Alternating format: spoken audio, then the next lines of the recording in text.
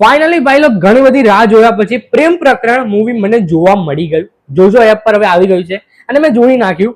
તો ચલો આપણે એનો જે રિવ્યુ કરીએ. સૌથી પહેલા ઇન્ટ્રો. સો હેલો વાલ ધીસ સમી હરિયલ સેમ ટોકના નવા વિડીયોમાં તમારું સ્વાગત છે. તો ભાઈ પ્રેમ પ્રકરણ મૂવીની હું છે ને ભાઈ કહેવાય ને બહુ આતુરતાથી રાહ જોઈ રહ્યો હતો, કેમ કે જ્યારે મૂવી રિલીઝ થયું ત્યારે અનફોર્ચ્યુનેટલી કોલેજ અને બધી વસ્તુઓના કારણે હું નહોતો જોઈ શક્યો થિયેટરમાં, પણ ક્યારનું જોવાની ઈચ્છા હતી. અને આ જે મૂવી ડિરેક્ટ કર્યું છે ચંદ્રેશ ભટ્ટ, જેમનું લાસ્ટ મૂવી જે હતું સંઘવી એન્ડ સન્સ, એ ભાઈ બહુ મને ગમ્યું હતું ને હાર્ટ ટચિંગ ફીલ થયું હતું મને એના ઇમોશન. બટ હવે એના જ મુકાબલે આ જે મૂવી છે આને પહેલાનું મૂવી છે અને આ એક મ્યુઝિકલ લવ સ્ટોરી છે.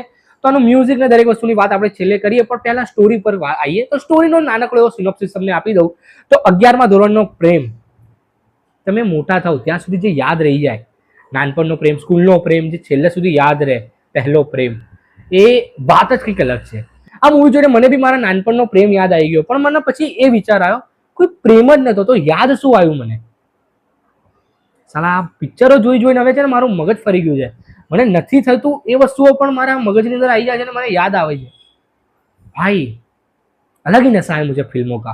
હા પછી એટલે મને એ વસ્તુઓ થોડી ફીલ થઈ, ઇમોશન જે 11મા ધોરણનું બતાવ્યું કે ના ભાઈ કંઈક હતું આમ પેલું કહેવાય ને ક્લાસની અંદર જે આમ સામે સામે જોવાની ને બધી વસ્તુઓ. ભાઈ અને એવું થયું વાહ યાર क्या जिंदगी है इन लोगों की, हमारे जीवन में कुछ हुआ ही नहीं ऐसा. બટ એ બધું જોવા દો. પણ એ વસ્તુ જોઈને થોડી ફીલ થતી કે ભાઈ મજા આવી. પછી ભાઈબંધોને જે નાટકો, ભાઈ ભાઈબંધ એક હોય જે આમ તમને કહે ના તું કર પ્રપોઝ, તું કર, એવા ભાઈબંધોના લીધે પછી જે કાંડ થાય એ બધી વસ્તુઓ, એ દરેક સ્કૂલ લાઈફની બધી વસ્તુઓ જોઈને મજા આવતી હતી. પણ પછી જ્યારે અને બીજી એક વસ્તુ કે એ જ્યારે સ્કૂલ લાઈફનું બતાવ્યું તો એની અંદર ગૌરવ પાસવાલાનું કેરેક્ટર મને એવું લાગ્યું ફિટ નથી થતું, મને એટલું બધું ના ગમ્યું. એ કેરેક્ટરની અંદર જ્યારે ઇમોશનલ સીન આવે છે ને દરેક વસ્તુ આવે છે ત્યારે ખબર નહીં કેમ એઝ અ 11મા ધોરણનો છોકરો એ જે ઇમોશન ને દરેક વસ્તુ બતાવવાની હોય એની અંદર ગૌરવ પાસવાલા ભાઈ એટલું મને ના લાગ્યું કે જોરદાર કામ કરી ગયા.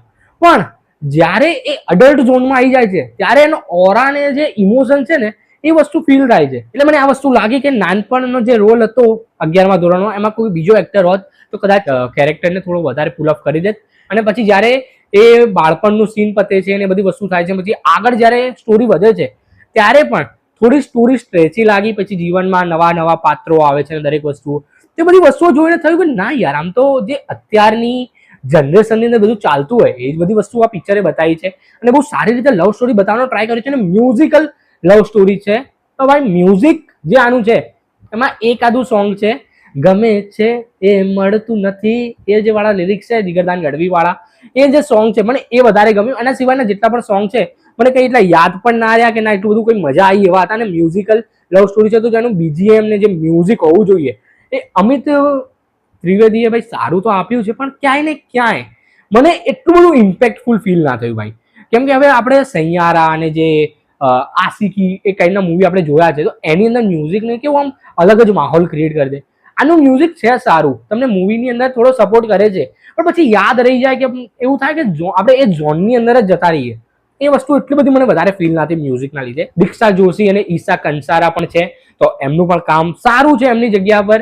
મને ભાઈ થોડું એવું થયું કે ચંદ્રેશ ભટ્ટનું ડિરેક્શન છે, જે ઇમોશન છે એમનું જે સંઘવી એન્ડ સન્સ હતું તો એની અંદર જે ઇમોશન, જે હાર્ટ હિટિંગ લાગ્યા હતા, જે એની અંદર ભાઈ લિટરલીમાં હું એટલું કહીશ મારી આંખો ભરાઈ આવી હતી લાસ્ટના એ સીન પર જ્યારે જે દરેક વસ્તુઓ થાય છે એ બધી વસ્તુમાં.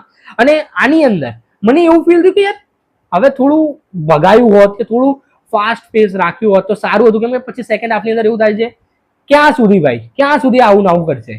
આનો એન્ડિંગ મને સેટિસ્ફાઈંગ લાગ્યો, કેમ કે હંમેશા પાસ્ટ કરતા પ્રેઝન્ટમાં જીવવું વધારે સારું. એ મને વસ્તુ ગમી. આમનો મેસેજ જે પણ એમને આપે મને તો એવું થઈ ગયું ગયો ભાઈ ગૌરવભાઈ ગયા, પણ પછી ના ઇટ્સ ગુડ. મ્યુઝિક અને દરેક વસ્તુઓ ભાઈ ડિસેન્ટ છે, મને એટલી બધી જોરદાર ના લાગી.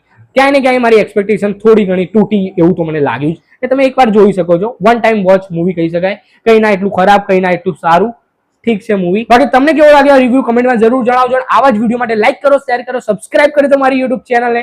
બાકી મળું તમને હું નેક્સ્ટ વિડીયોમાં. Take care, by.